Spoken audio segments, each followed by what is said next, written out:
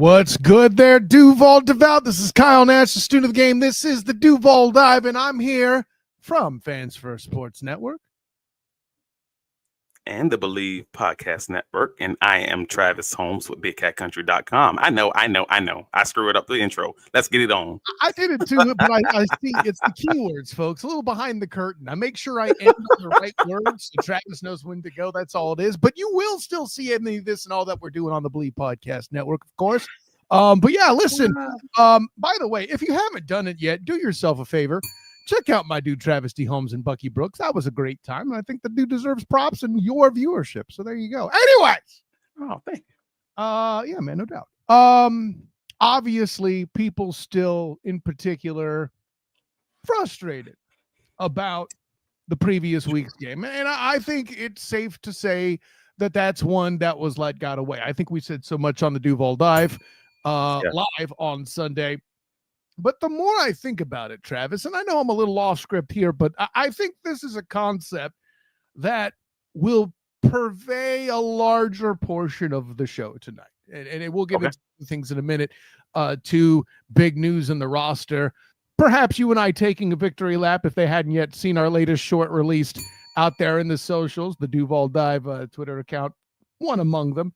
But this team doesn't look like a 4-win squad. We're pretty good on that. I'm not saying you should be celebrating a loss. I'm not saying there aren't frustrating elements to it.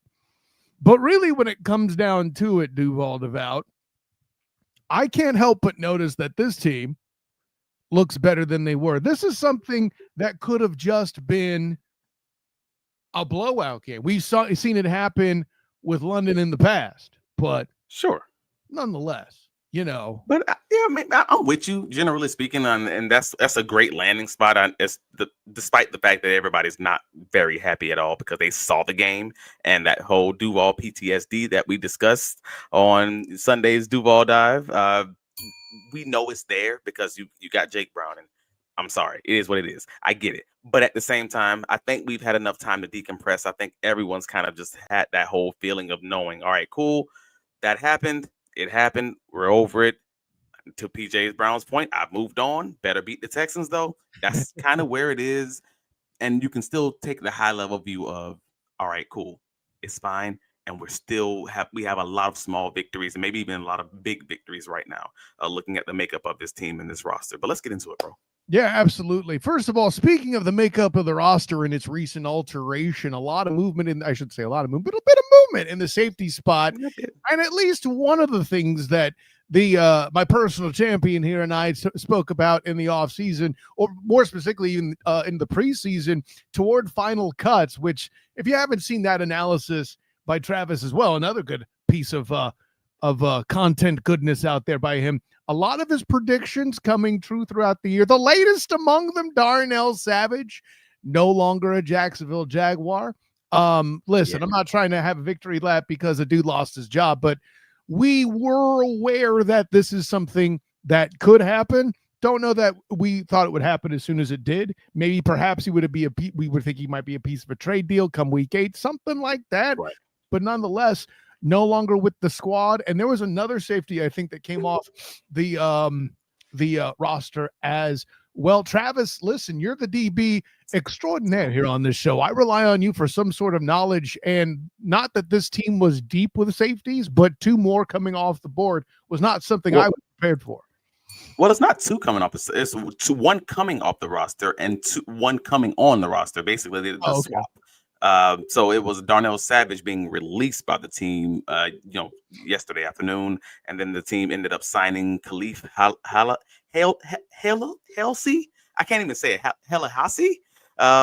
He was from the Vikings practice squad. I mean, he's been in the NFL for 2 seasons, and he was with the Browns back in 2023 and 2024. Played 10 games. He had 1 start, recorded 6 tackles and a tackle for a loss with 1 pass defense. And he actually plays special teams. And if you saw the short on YouTube or the Duval Dive YouTube, TikTok, etc., we stated that Darnell Savage could potentially be off the roster, either at roster cutdowns or in the first few weeks of the season once they got a little bit healthier, because he doesn't play special teams. Like, that's going to be a big thing when you're the backup safety or you're the third string safety. You have to be a special teams player.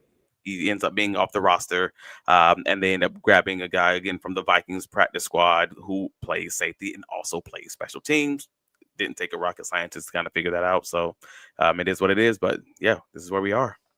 So with that in mind, some of the elements, granted, this is the part where we have the conversation about what's going on out there, in the zeitgeist, all the scuttlebutt, if you will. And listen, I've seen no fewer than 2 or 3 articles surrounding basically the wide receivers. But I'll put it this way. Go ahead, Travis. No. But because before we get into it, I did want to have one small conversation, only because we didn't have a Tuesday Duval Dive, and I wanted the folks to kind of know about this whole injury conversation with Brian Thomas Jr.'s wrist. So while we're already having that conversation, why not just talk about the whole injury report for the for the Houston Texans versus Jacksonville Jaguars game? So the Jaguars released their injury report on Wednesday, the initial one, which has cornerback Montaric Brown as a full participant, and also Ezra Cleveland and tight end Hunter Long, both DNPs, both did not participate in practice on Wednesday due to ankle injuries. Now, Coach Cohen, at the end of his post-game availability, basically stated that they were reasonably healthy, but they may have to do a few things to manage a few guys. I'm presuming these may be those few guys that he was mentioning. It's a Wednesday practice. They may end up being limited on Thursday or Friday, and everything will be fine. So I'm going to proceed with that assumption for the moment. Big time, again, Montaric Brown being a full participant. Yeah. And I think that's very interesting with Darnell Savage no longer being on the roster. Well, why, you may ask? But because I think that the team ran a lot of those 3 safety looks in game 1. They ran a few of them in game 2, with Darnell Savage playing 44% of the snaps in week 1, 29% of the snaps in week 2. And I'm like, there's nothing stopping them from continuing to run those 3 safety looks. Coach Cohen said it on Wednesday's media availability that, Antonio Johnson's a very good option for the team as far as that's concerned, especially playing the zone defense. And from my perspective, Jarian Jones and Jordan Lewis both playing in the slot. I think something that most people love them both playing at, mind you, would be a great option just to run regular dime defense. Travis Hunter and Tyson Campbell out wide. The 2 main safeties continues playing safety. Again, both of those guys are physical at the line of scrimmage, and they're great tacklers. So I think it's great. I think this is still a good option for the Jacksonville Jaguars with or without Darnell Savage on the roster. And more importantly, on that injury report, it had Christian Kirk, former Jacksonville Jaguar, who now plays for the Houston Texans, as a limited participant.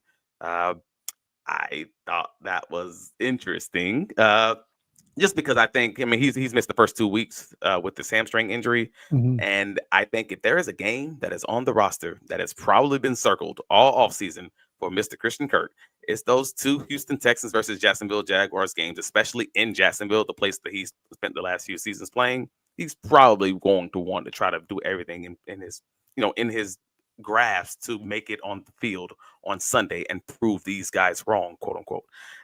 So I'm looking forward to seeing if he ends up being able to make it, is able to suit up this weekend and give them that second receiving options that they're kind of missing right now. Another note I'd add to your interesting dime approach on defense. It also helps that in the next 2 weeks, you're playing a couple teams that aren't necessarily very well known for running the football here upcoming. Of course, that's something to consider as well. The Texans, obviously, I mentioned there too, their running back health has been dubious leading into the season. And then also, I believe the Kansas City Chiefs in Monday night rapidly approach too as well. Again, another group whose most prolific runner is the one taking the damn snaps, and Patrick LaVon Mahomes II.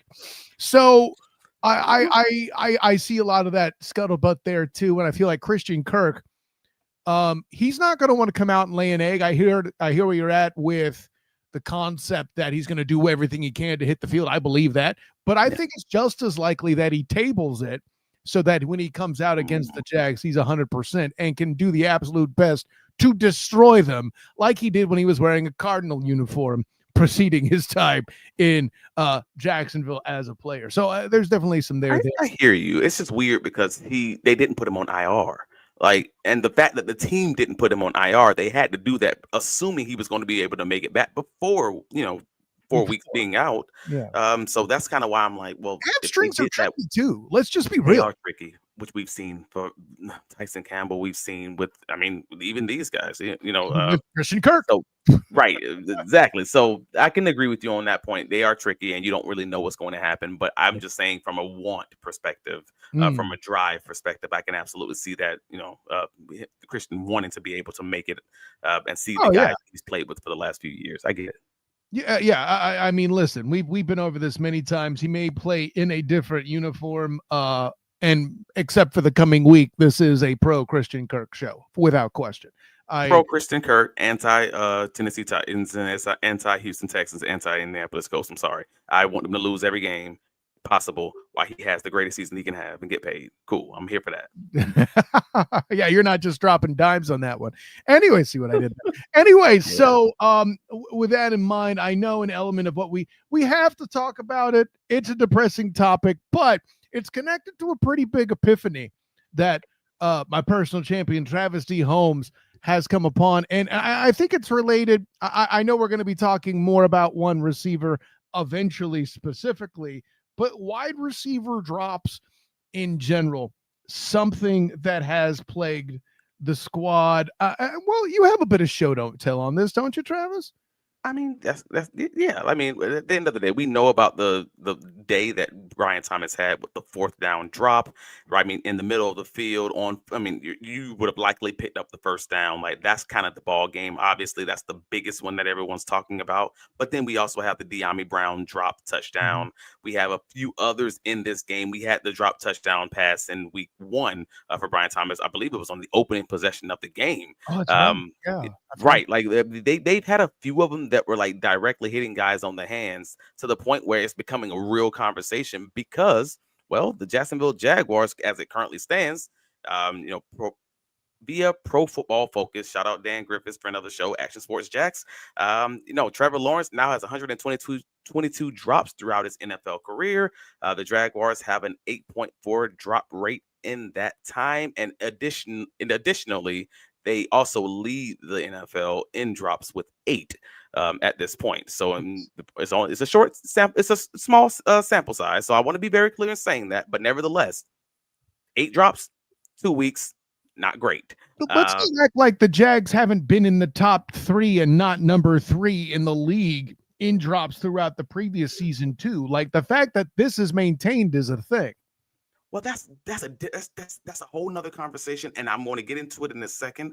But I did want to again comment on the fact that Coach Cohen stated that Brian Thomas Jr. had a lingering wrist thing, that was entering the game, and that could have contributed to maybe some of the issues. And everybody was like, well, why didn't you have it listed on the injury report? Hey, most players have issues and injuries and things of that nature that aren't listed on the injury report. Unless they left the previous game, even temporarily, and received an injury designation, or they were limited some way in practice, they don't have to be listed on the injury report. So everybody's kind of commenting on that, but players have injuries all the time, man. Like, you will be surprised. Like, you'd be surprised of how often guys are injured with things that aren't necessarily on the injury report because they play in a compact gladiator. Like, it's a contact gladiator sport. Like, think about Russell Crowe in Gladiator out there complaining because he had turf toe. Like, no, bro, you got this. This is what it is, man. Like, General Maximus isn't going to stop holding his shield or swinging his sword because he has a wrist thing. Yeah, no, that's not a thing. Right. The issue still exists. It just may not necessarily be the reason that he has struggles. These are different questions. I'm not saying it is or isn't. I'm just saying I don't know that it necessarily limited him in that way. but it could also simply be Coach Cohen just trying to protect this guy. We'll never really know, man. Like we won't. I But to was going your to original ask point, if you go ahead. thought there's a possibility that Coach Cohen backed himself into having to list him onto the injury report with that. Well, I mean, he obviously didn't as far as today is concerned. But again, that's just a thing. Again, if it doesn't limit him, if he's still a full participant in practice and he didn't leave the game, they don't have to list him. And most NFL coaches, unless you're like Bill Belichick and playing games with the injury report, you're probably not going to list the guy when just because he has any sort of ailment. Because Belichick used to be having like 20 guys on the injury report. That used to be wild. But you mentioned the Jaguars being, top of the league in drops, and Dan Griffiths also mentioned that in that tweet. But it's weird because it's numbers, and you know numbers. You deal with data and statistics and all of that, and you know how this works. I do. The Jaguars had the third most drop passes in 2021. They led the league in drop passes in 2022. Then they improved on the raw numbers of drops in 2023 because they were 19th in the league. That's very much average, maybe even better than average at that point. But however, we've all had these conversations already. We know that they drop them often in key moments, touchdowns, first downs, fourth down conversions, things of that nature. So they end up leading the league in EPA on drop passes in 2023. So even when they were better than average at dropping balls, they were dropping the most damn important ones, and it was still a rough situation for Jacksonville. That's right. Yes. Right. So the only season we can adequately say, all right, cool, drop passes weren't really a thing, is 2024. And unfortunately, Trevor Lawrence didn't play a good portion of that season because they were average. They were at 15th in drop passes in 2024 and 19th in EPA loss due to drops in that season. So that's the only season we can adequately say, all right, this was a solid season for your quarterback, supporting the guy, supporting Kaz doing well, and Trevor Lawrence doesn't even play the vast majority, of that season with Brian Thomas Jr.'s blow up, we'll say, at that point. So drops are a thing. Drops are an issue, and they worked in 2024. And unfortunately, Trevor Lawrence didn't get the benefit of much of that. Kind of Mac Jones kind of did. Yeah, without question. And the question's been posed too, with Brian Thomas Jr. and all that. Where are the struggles coming from more precisely? It's a whole thing. Is it Trevor? Is it something else? Is it any of these other things? An interesting comment here from Tron Travolta, which is absolutely great, by the way. Great name. Yes. Brian Thomas wasn't the number one receiver at LSU. He was frequently doubled on Sunday. I wonder if it's an adjustment for him. I don't know if that's true or not. I mean, let any other team make the mistake of doubling Brian Thomas Jr. this season. I'm cool with it, but. All right. So first thing first. All right. So I think BTJ will be the prototypical BTJ that we're used to seeing over the next game or two. Like, I think they're going to run a lot more drags, crossers, and give him more yak opportunities, maybe even give him 1 to 2 deep ball attempts.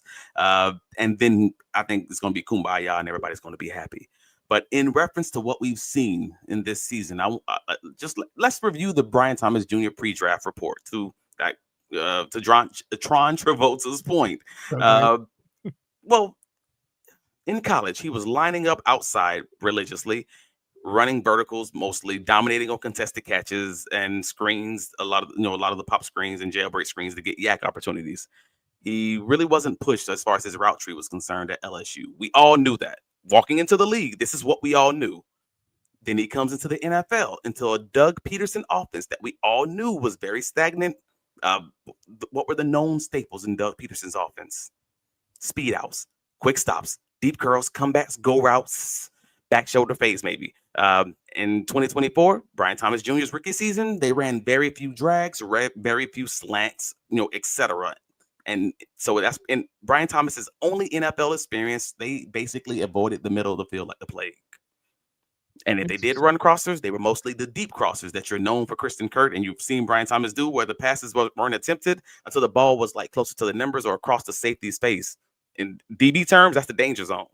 So basically, he's not running into that area where you're going to get blindsided. And that also means Trevor Lawrence is not throwing him the ball in that area and also getting acclimated and accustomed to throwing him in that ball to not throw those plays that most folks would consider hospital balls. Everybody in the hospital ball when they get hit, bro. Let's just say that, just to be clear. Mm-hmm. Every ball in the middle of the field is not a hospital ball, even if the receiver does get hit immediately. Like, that's just not objectively not true. But most of Brian Thomas's production, don't forget, was primarily with Matt Jones at quarterback. So I wanted to paint that picture for you guys, just so we can understand what we're looking at right here. Brian Thomas Jr. ran very small amount of crossers, very small amount of slants. And even when they ran the drags and the posts and things of that nature, most of the time it was across the hashes and across the safety's face. He's not having to take those hits. So when folks say, well, I don't remember him having these issues and all this other stuff, I'm like, well, no. The Jaguars were near the bottom of the league and how often they ran slants with him. Like that, they just were. So we didn't see the issue, but he wasn't put into those situations, and now he's working with a different quarterback, not Mac Jones, but Trevor Lawrence. That's the dialogue that's missing. We have the same criticisms for BTJ that we should also have for Trevor Lawrence, because remember, Liam Cohen said, if that ball is thrown, speaking of the ball that was intercepted in the Cincinnati Bengals game, if that ball is thrown, I'd prefer it to be hitting the receiver in the chest. And then later in the game, he's hitting his chest, telling Trevor Lawrence to put the ball on his receiver's chest. So again, the criticism does not just deserve to be towards BTJ, but also towards Trevor Lawrence, because they both are working to get on the same page. And it's not either or, it's kind of a mixture of both. So I want to be clear and not giving BTJ all the smoke, because it's a conversation of everyone. Make sense? No, it's good. And to me personally, I think the mental gymnastics trying to deal with the fact that you could get juggernauted. And I know people are linking to the one in particular in the, you like juggernauted as a verb, do you? Yeah, I do. But like to the Steeler preseason game in particular, where he did take a pretty big hit on one of the passes, people are wondering about the psychological impact going on from that. I think I'll put it this way. I hear what you're saying about Trevor putting more stuff on the body.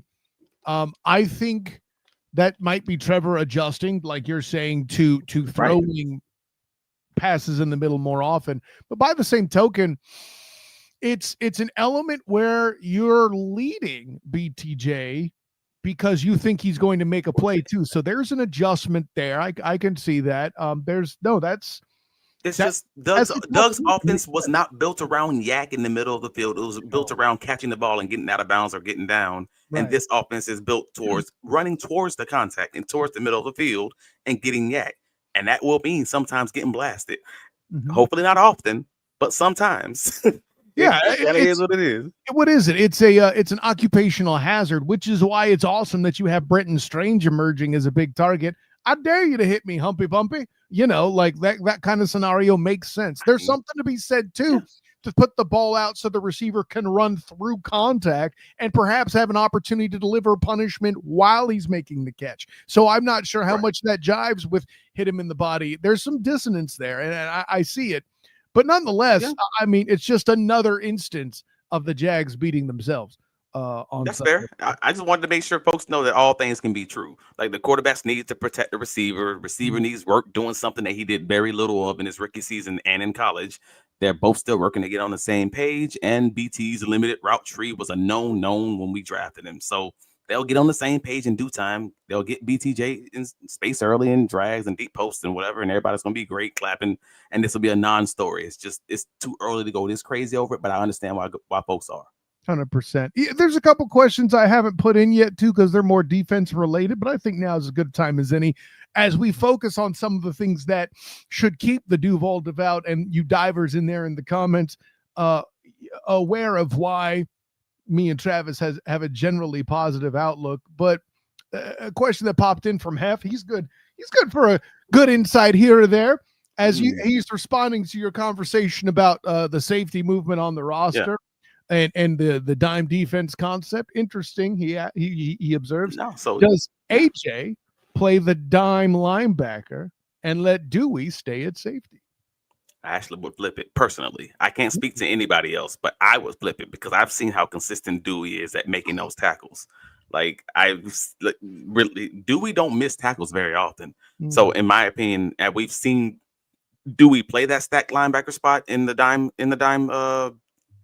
defense. So I would probably just go with that because, again, we've already seen that in the week 1 game. And then just allow Antonio Johnson just to be that free safety if you're doing, cover 3 or if it's cover 4 to one side or something along those lines. Yeah, I think that'd be a very easy defense for him to play because he's very solid playing straight zone defense. It's the Ryan Nielsen man defense that gave him issues. I mean, we're talking an awful lot about tackling for a dude that might have made the most athletic defensive play by the Jacksonville Jaguars on Sunday for sure. I'm just going to throw that out there because that was an amazing interception that he bailed out. At this point, Dewey gonna get an interception every game. It's gonna go on forever. In the words of the Jaguars owner. Week 1, it just got called back. That's correct. That's a good point.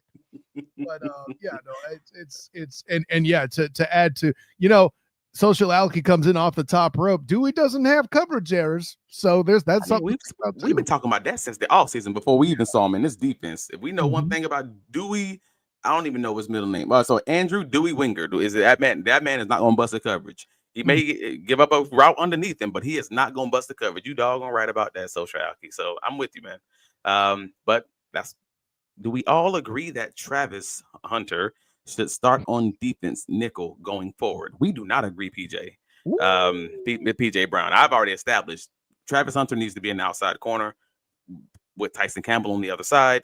If you have Jordan Lewis as your slot corner and nickel, and then Jarian Jones as your other slot nickel and dime, I think that is a very dominant dime grouping, and you can blitz all of those guys and both of those guys at the slot. I mean, we just had arguments all offseason about why did they bring in Jordan Lewis when they have Jarian Jones, and they're both so great playing the slot, and they're both so physical at the line of scrimmage, and they're both so great playing the ball in the air, and now you have both of them that can ease, and you running a defense that plays a boatload of dime.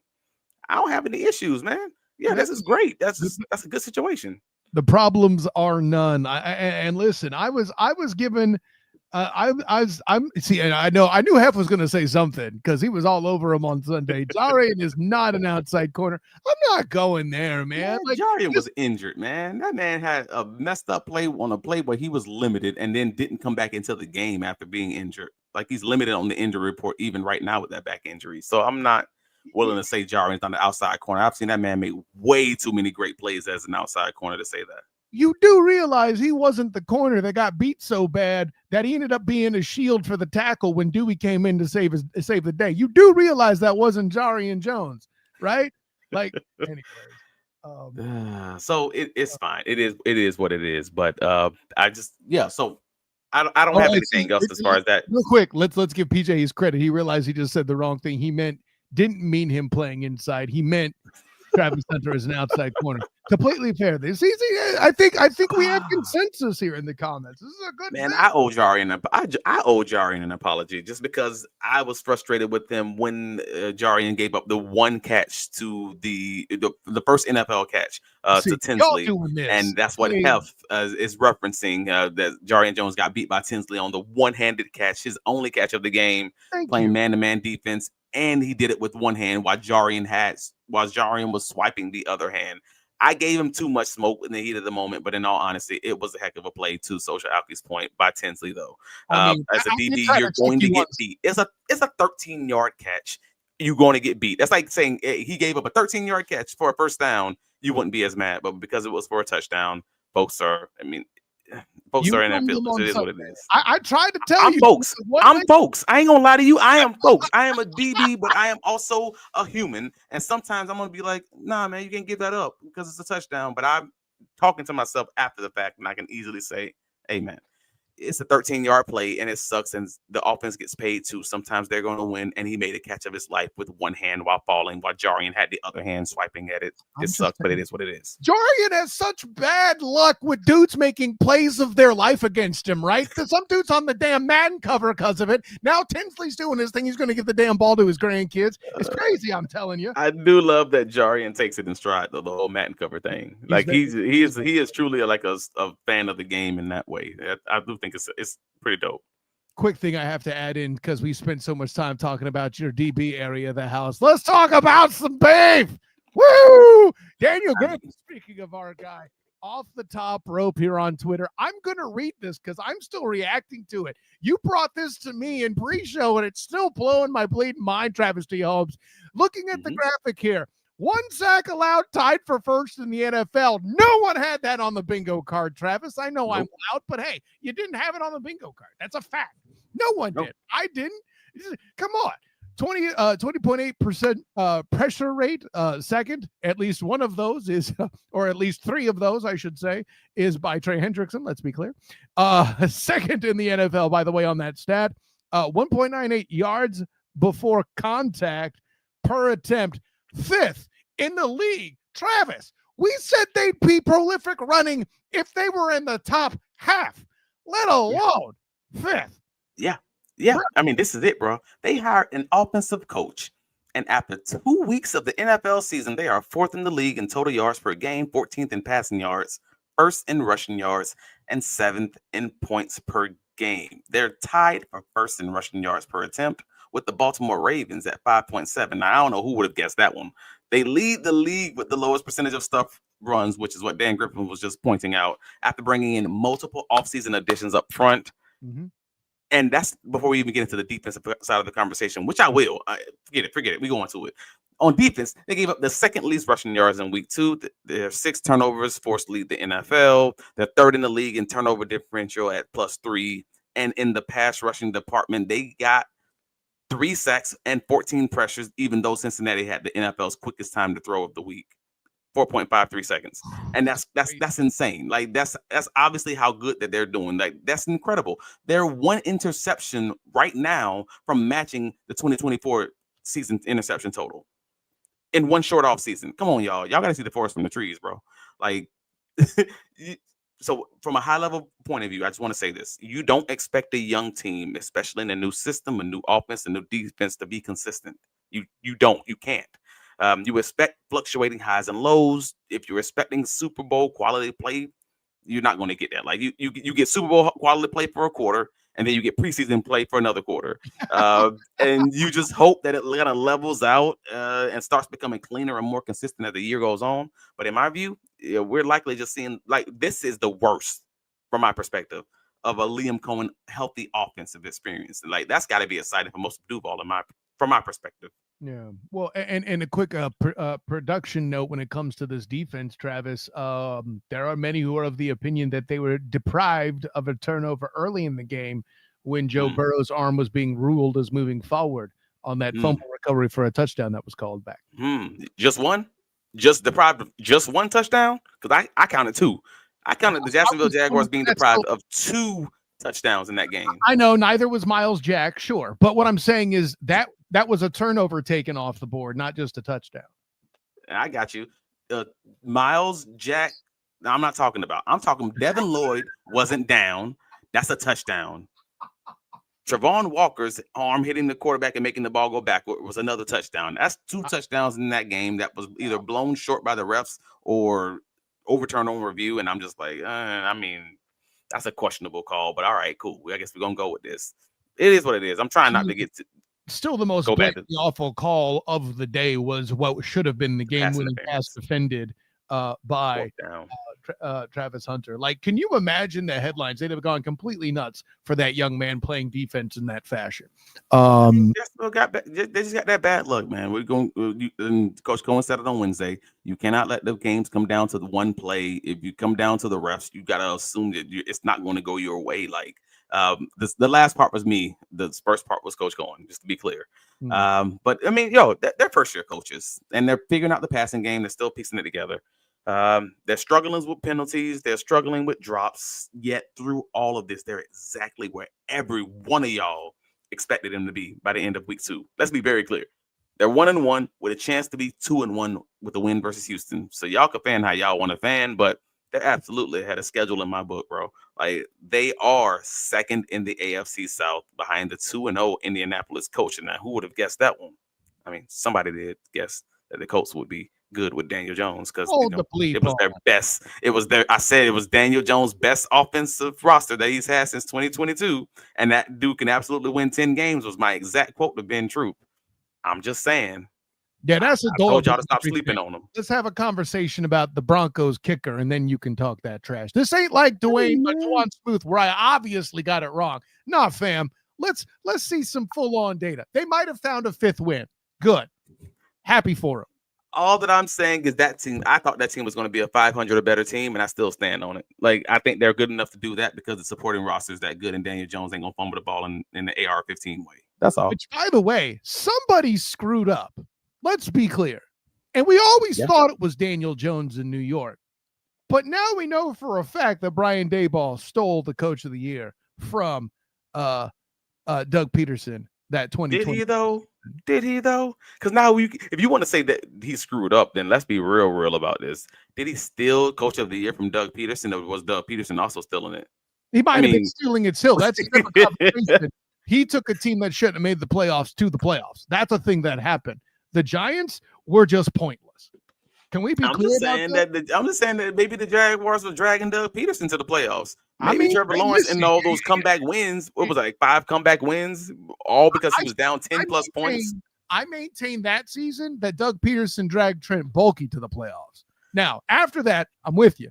But after they took all the drags and slants and all that out of the playbook in 2022, then you can argue that everybody was just dragging Doug. I got you.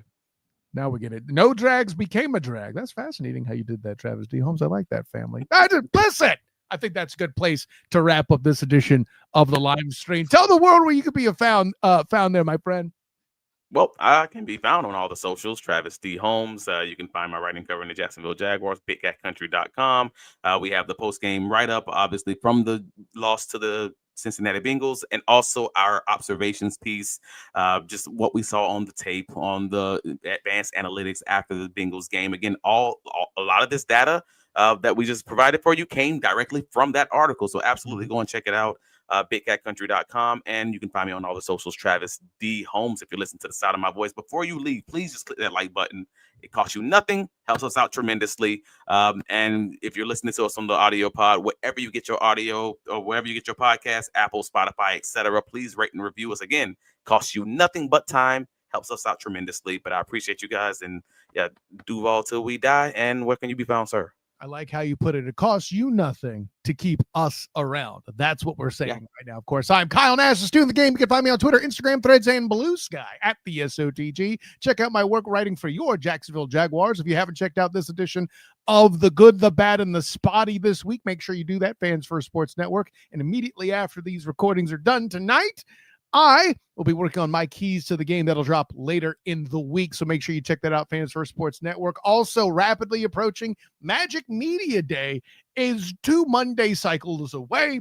I will be there covering the Orlando Magic, also for Fans First Sports Network, not to mention my work with the Bolt Blitz Uncut. Check out Booga Peters and Buck D breaking down all the stuff going on as they face a third straight AFC West opponent. That'll be relevant because as the Chargers go on, they're losing more players on defense and having to face the Jaguars down the line. Make sure you check out that intel upcoming there too. So, and then lastly, my work with the UCF Knights covering their football and basketball there with the Black and Gold Banneret and the Night Shift podcast.